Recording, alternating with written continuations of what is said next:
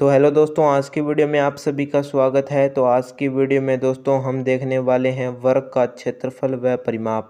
तो दोस्तों वर्ग का बेसिक नॉलेज और वर्ग किसे कहते हैं यह सबसे पहले जान लेते हैं, फिर वर्ग का क्षेत्रफल और परिमाप जानेंगे।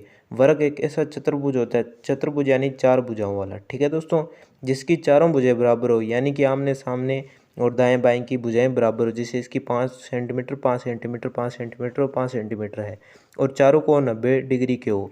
ये चारों कोण आपको 90 डिग्री के दर्शाए गए हैं, तो ये एक वर्ग कहलाता है, ठीक है दोस्तों। तो 90 डिग्री कोण हो वर्ग कहलाता है। तो आप देख सकते हैं ये एक वर्ग है और इसका हम क्षेत्रफल व परिमाप ज्ञात करने वाले हैं।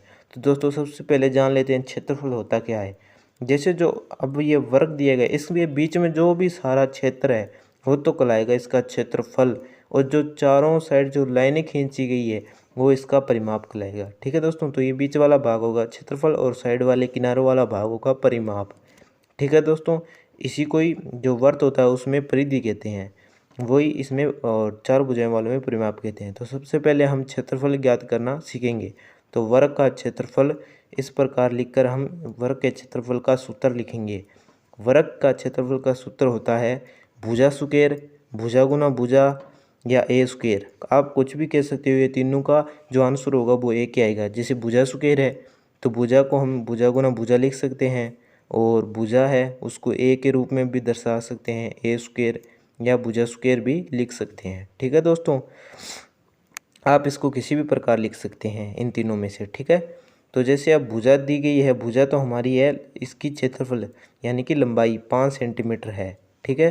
तो 5 की स्क्वायर कर देंगे, फिर 5 की स्क्वायर दोस्तों हमारी 25 होती है। तो 25 है तो 25 सेंटीमीटर स्क्वायर आएगा, क्योंकि स्क्वायर है ना, सेंटीमीटर गुना सेंटीमीटर बराबर सेंटीमीटर स्क्वायर होगी, ठीक है। तो 25 सेंटीमीटर स्क्वायर इसका आंसर हो गया है, ठीक है दोस्तों। तो अब निकालते हैं वर्ग का परिमाप।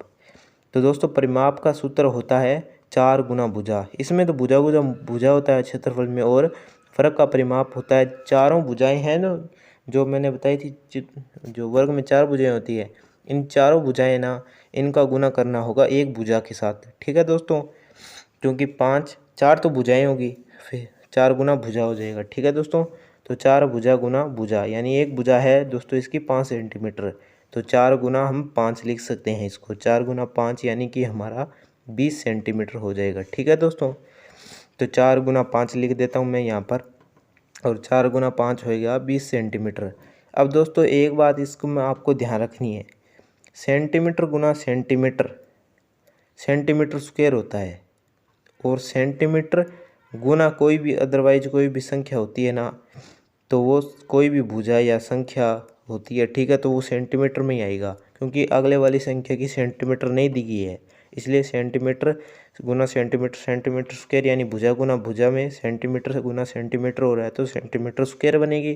और परिमाप में एक भुजा है और एक सेंटीमीटर है, तो एक सेंटीमीटर गुना सिंपल तो सेंटीमीटर ही आएगा, ठीक है दोस्तों। मिलेंगे नेक्स्ट वीडियो में नए टॉपिक के साथ। जय हिंद।